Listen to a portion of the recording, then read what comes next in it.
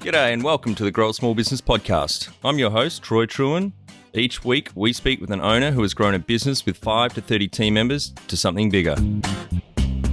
Diving into their numbers and unearthing the pain they've experienced, we explore what they did to overcome each barrier and what they would do differently from day one. Let's get into it. Well, welcome to the podcast, Jessica, and thank you so much for making the time to talk with us.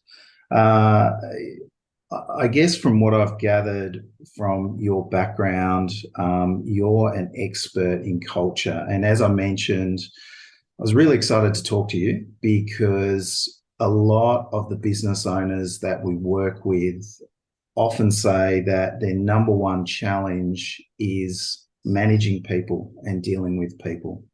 And I think that concept of culture is a really important one for people to get an understanding of.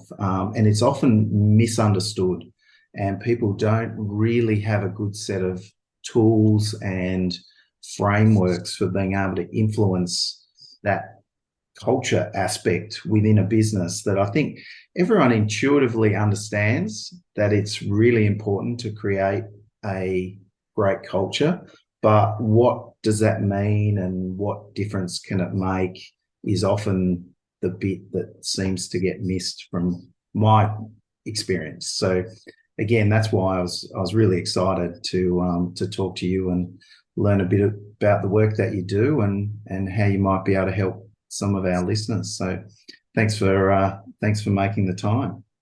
Thanks for having me. So I guess by way of introduction, I'll let you tell us a bit more in a minute, but you're Chief Scientist of Workplace Culture for Culture Partners.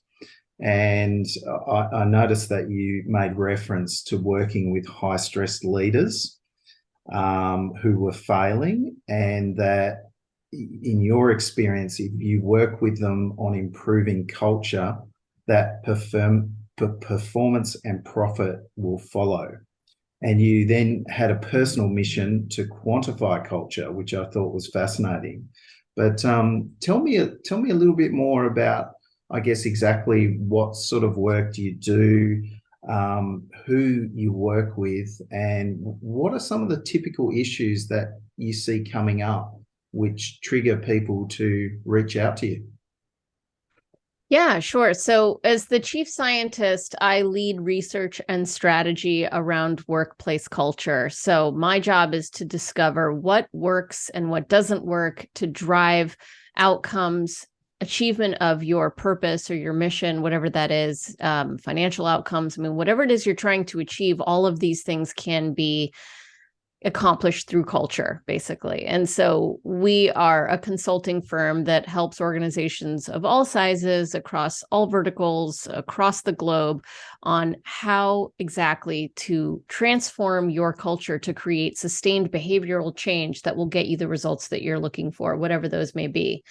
And, my smallest client had 11 employees, and my largest client, it was a Fortune 10 company. So it runs the gamut, frankly. And what you said earlier about people being the stress point, where managing people is often the biggest challenge for the organizations that are in your listener group. I mean, that's true across the board. I don't know anyone who's like, people, that's not an issue. Our problem is process or technology. It's just not like that. So we help people figure out people in order to drive results. And we elevate leaders to think beyond what may typically be perceived as culture, which is, happy hours or water cooler talk or ping pong tables in the lobby or Hawaiian shirt Fridays. Those things are not culture. Those are like fun little perks that you do at the office, but they are not culture. And that's not how you drive behavioral change. So we help our clients in a 3-year culture journey where they figure that out. And my particular role is leading research. And then I give keynote addresses to help educate larger groups of people in a little bit of a nugget of information on how to transform culture. Yeah, fantastic. So are there any typical issues that you see coming up that trigger people to reach out to you? So, I mean, how do people recognize that, oh, it's a culture thing that I'm wrestling with here that's holding me back? Or is it more a case that you tend to point it out to them and then they recognize it? I think the number one trigger is failure to meet financial goals. I mean, when you can't get the objectives that you've set for yourself or that your board has set for you or whatever, you try and fix the problem through various means, and eventually you get to the realization that it might be culture, and that's the number one trigger. It can also be when organizations are about to up level. They might be doing very well. They are wildly successful, but they're ready to, they're ready to graduate. They've been operating at this level. They're going to do the next big thing, which is going to require a change in mindset or some new dynamic that they need to implement. And they realize that culture is going to be integral in that. I mean, a lot of the times it's someone saying, filling in the blank, the following sentence, fill in the blank. My people aren't blank enough, and you can insert that blank with anything. They're not proactive enough. They're not engaged enough. They're not communicating enough. They're not collaborating enough. Whatever the word is, that's usually where people then think culture will solve that problem. And that's actually true. Most often, if you're saying my people aren't blank enough, then culture is usually the answer to that problem. Wow, that's really insightful. And that's certainly something that I hear on a regular basis from the clients that I work with. My people aren't something enough. So I think, like I say, that's really insightful. And every time I hear that going forward, I'll now be thinking culture. So, no, that's great. And cool. Jessica, can you give me a little bit of a high-level view as to what the process is that you work through with your clients, or what are the most common frameworks that you put in place to help them on the journey? And I do note that you sort of talk about a 3-year culture journey.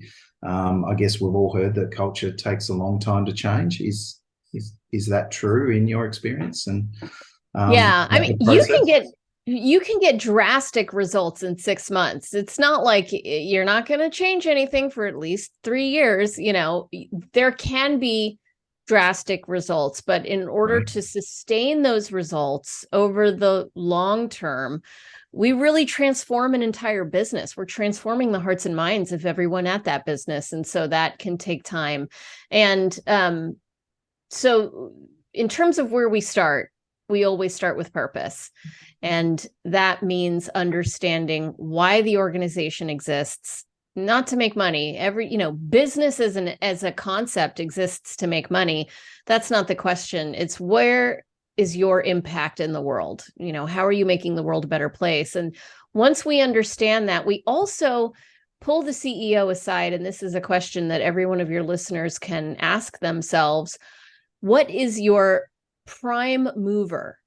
And by that, I mean, what is the thing that is motivating your decision making? This happens before we even figure out purpose. It's like, okay, your purpose is to make the world a better place in XYZ way with your business. That's fantastic. Now, how do you make decisions? Is your prime mover that unspoken motivator that drives your decision making? Is that to make as much money as possible? Or is that to save as many lives as possible? Is that to create a workplace for your future children to take over as leaders? Is that to be an employer that has every employee loving their job and stays together forever? I mean, there are lots of different prime movers that various leaders have. And so we need to understand what that is so that we can help the organization achieve its goals and understand the context in which decisions are getting made. That's really separate from the purpose. Once we figure out those two things, we figure out the strategic plan. We still haven't even touched culture yet. Everything is driven through purpose and strategy.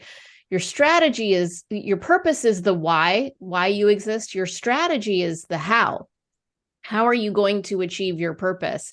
What are these things that are we're going to focus on in order to achieve that? And then once we figure all of that out, then we finally start talking about culture, because we are culture agnostic. I am culture agnostic. I don't have an opinion about the kind of culture you should have. I'm not one of these culture consultants that's going to tell you how to be more innovative, because that assumes that your strategy requires innovation, and it may not. And innovation requires risk and can be a terrible strategy for some organizations, depending on what they're trying to accomplish. So we don't come in with an opinion about culture. We come in with a framework that helps you align culture to your customized strategy that will help you achieve your purpose. Culture is the way you get results. And so we have to figure out what results we want first and foremost before we get started.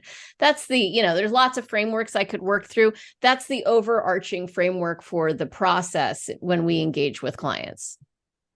Fantastic. And I think that is also a really insightful point, which is there is no one size fits all culture, and the optimum culture for your organization, if I'm hearing you correctly, is very contextual, depending on what the results are that you're trying to achieve and what the strategy is to achieve those results. So without understanding those two things, it's very hard to answer, well, what's the culture that I need to try and foster and create? Am I paraphrasing that correctly? Yeah, absolutely. That's it. Yeah, fantastic.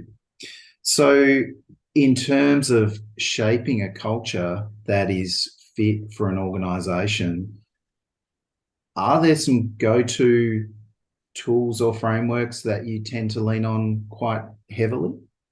Yeah, absolutely. So let's define culture first and foremost in order to get started on this. The culture is the experiences that we have which shape our beliefs.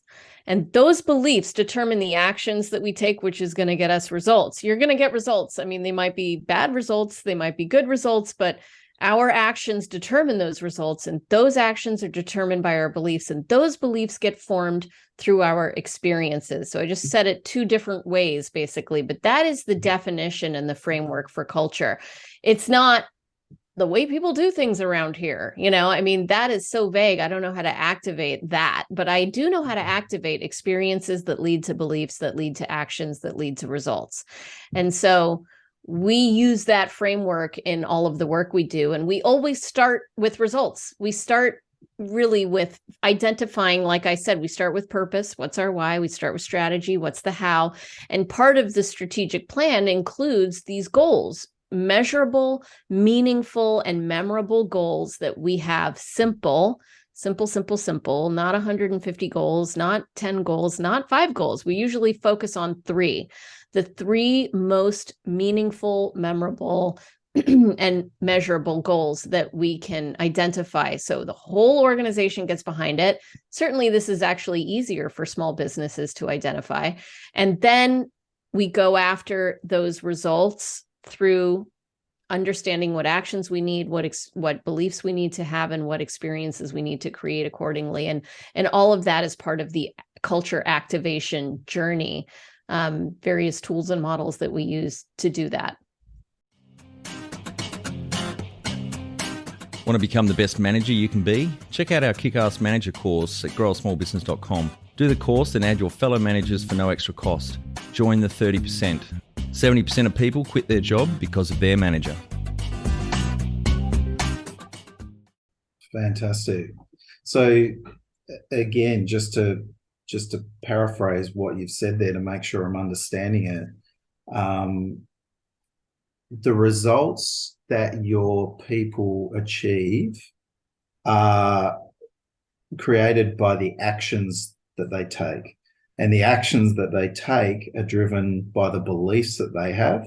And the beliefs that they have are created by the experiences that they have. And obviously all of this is framed within, I guess, typically their working environment. And am I saying that correctly? Well, Yes, so that is the framework for workplace culture, but that framework is based in human nature and common sense. It's actually Yeah. how all of us, it's humanity, right? I mean, let's Yeah, take it out of absolutely. the context of work for a second. I mean, as a child, I go to church, I'm told certain messages in church, then I go home and I'm rewarded and punished for various things that happen. And those are all experiences, right? Those experiences lead to a set of beliefs that I have about the world, about what's right and wrong, about what's important and unimportant. And those beliefs determine the actions I take as I grow up. I'm like, well, I believe in this, and therefore I'm going to do the following action. And those actions get you results. Those results in in life can be getting a job that is really awesome for you, or going to jail, depending on the actions that you took, right? So those Yeah. are all results that are a result of your actions, which are a result of your beliefs, which are a result of your experiences. So that's what I love about the way that we talk about culture. Is this isn't some like really clever workplace silver bullet. Silver bullets don't work. This is about people, and how can we, this idea of, it's not personal, it's business, it doesn't exist. We are people doing business, and as you said at Mm. the beginning, people is the number one stressor. So how can we work with people to create the results that we want in a way that actually works and lasts and sustains over time? Yeah. And let's follow that theme through. How do we actually do it? And I thought perhaps the best way to tease this out is maybe if I throw you a case study of a client that I've worked with recently. So she's got a team of around, I guess it's around 20 or 25 team members. Um, she's she's got lots of people challenges. She's got about sort of 5 direct reports. I mean, on the whole, she's very happy with the team that she's got in terms of they're all talented. They're skilled at what they do. They seem to genuinely care about the results they achieve, but she feels as though there's a real disconnect between the mission that she's trying to create in the organization. So she's trying to help as many people as she can. So she works in essentially health services field. Um, and she's obviously trying to grow the business because she sees a lot of opportunity to help more people. I guess, part of the reason she started the business was to achieve some degree of flexibility in her own work-life balance. So she thought she could achieve that by having her own business. And obviously financially she saw an opportunity, so that was part of the story as well.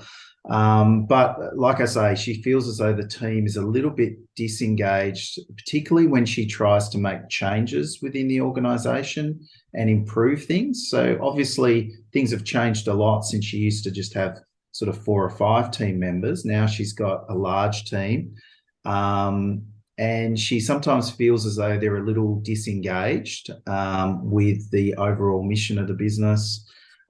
She feels as though, there are some team members who can be a little bit lazy, which frustrates her. Some team members will just ignore direction to follow certain processes. And some team members seem not to I guess, want to, I guess, make as much impact as she feels the business could. So I'm not sure if all that sort of made sense. I'm just trying to sort of explain the situation as best as I remember it. But, I guess going back to your earlier statement, my people just aren't something enough. In her words, her people aren't engaged enough. They're not proactive enough. They're not interested enough. Although they're all sort of individually capable and talented and all doing an okay job, she really wants to take the organisation to the next level and doesn't know how to sort of inspire that. So I hope I haven't sort of rambled on too much, but I'll be fascinated to sort of get your take on that situation and, you know, how you might view it and any sort of suggestions you would have if you came into that situation. Yeah. How long do you want me to take to answer it? 1 minute or 5 minutes? Well, let's call it 5 at the moment and see All right. what sort of comes up. So I'll give you the more detailed answer. So you start with purpose, and with a team of 20 people, you can bring every single employee to the table to have strategic conversations about the organization, why it exists, how we're going to achieve success, and what is the way we're going to get there. And just simply inviting them to the table is going to up engagement because they are now being asked very high level questions. It's a development tool, frankly, to develop a future leader, because most people within an organization aren't thinking at that executive strategic level. So I would get all 20 people together. And if you have to do it on a Zoom, then you do it on a Zoom. It's just as fine in a virtual setting. And you present them with, here's our purpose statement. Here's our strategic plan. And here is how we are going to define winning. The key results are what we call them. They are the measurable, memorable, and meaningful metrics that we will use to define whether or not we've achieved success. And you have a 2-day session with everyone, and you pick apart the entire plan, and you say, if you have a better idea, I want to hear it. This is just a draft. And you look at the purpose statement and you make it as crystal clear. You ask people if this resonates with them. You ask them what might make it better. You dig into it. You question it. You ask questions about it. Like, what is the fail point here? Do we really care about this? Is there something bigger we can accomplish? And you come out on the other side of it with a purpose statement that not only will everyone remember, which is half the battle. A lot of the time, if you call any employee and ask them what the purpose or mission statement for their company is, they have no idea. McKinsey did a study that said that less than 5% of employees understand their company's strategy. So if they don't even understand it, how are they possibly going to be, rowing the boat in the same direction as you, right? So they've spent all this time dissecting it, debating it, asking questions about it, crafting it, editing it together, and now they are bought in because you've asked them to get bought in through this development process, and they will remember it because they've spent so much time thinking about it. Then you move on to the strategy with everyone in the room still, and you say, okay, what's our vision? Where are we going? What's our big North Star number, the meaningful, memorable, measurable metric that we will know we've been successful in accomplishing our purpose if we get X? And that can be a revenue number, right? Or it can be any other number. That it could be patients' lives saved. It could be, hospice patients nurtured through to the end. I mean, it can be whatever it is that you are trying to accomplish. That's the thing that, like, if we do that, we will have accomplished our purpose.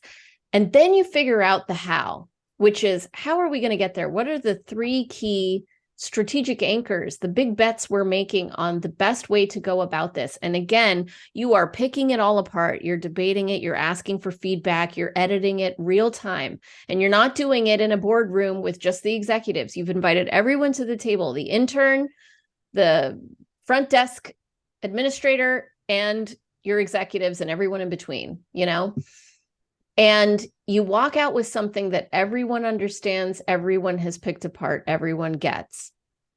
Then you have to ask the big culture question. Now let's revisit that model.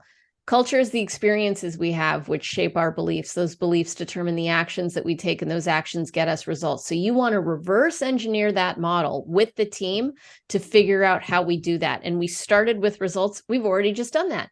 We did the purpose, we did the vision, we did the strategic anchors. We identified what those results are we want to achieve.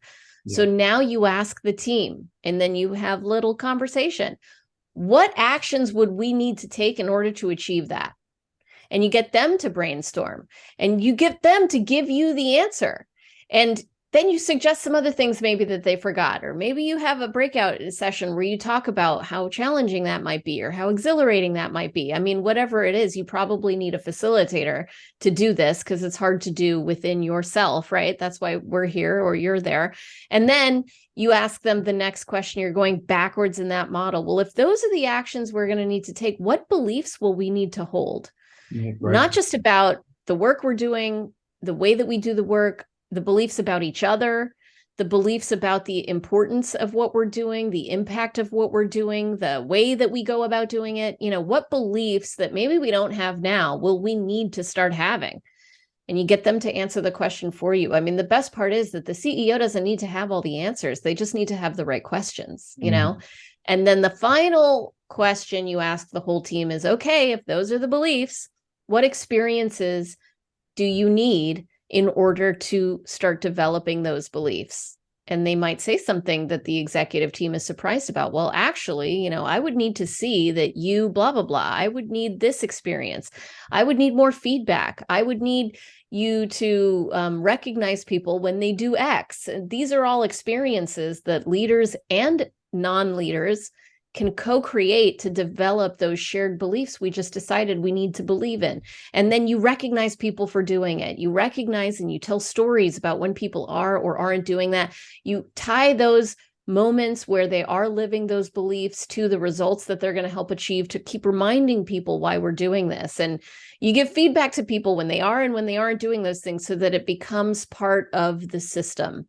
And in a nutshell, that's how that leader could have a, you know, couple sessions right now and get a lot of people more bought in than they are now, with direction on how to transform culture that has nothing to do with happy hours and has nothing to do with Hawaiian shirt Fridays, you know, because at the end of the day, those, yeah, I mean, they are fun, but they don't change the nature of work. When you go back to work on Monday, nothing is different when you have that Hawaiian shirt pulled pork event, you know? Absolutely. Well, Jessica, that was one of the most practical and helpful discussions I've had on culture. And as we said earlier in the session, culture is such a critical driver to the results that a business achieves. And I guess it is sort of what was initially a fairly intangible concept around my people are, you know, so whatever that blank, yeah, whatever, exactly, blank, whatever it is, often does come back to culture. And I think you've been super helpful in being able to put a little bit of structure around thinking through culture, what it is, and how to influence it. I really appreciate your time on that, and I'm sure lots of people will be interested to learn a bit more about your work and how you might be able to help. Can you tell us how to find more about you and the work that you do? Yeah, absolutely. We have some resources that your team can download, free ebooks, research, and other kind of toolkits. They're all found on podcast.culture.io. And I post new videos every single day on LinkedIn with tips and tricks about culture. So if you're looking for a regular kind of feed of different tools that you can leverage in your workplace, then follow me on LinkedIn, Jessica Kriegel. Brilliant. Jessica, thanks so much. I appreciate your time. My pleasure. Thanks for having me.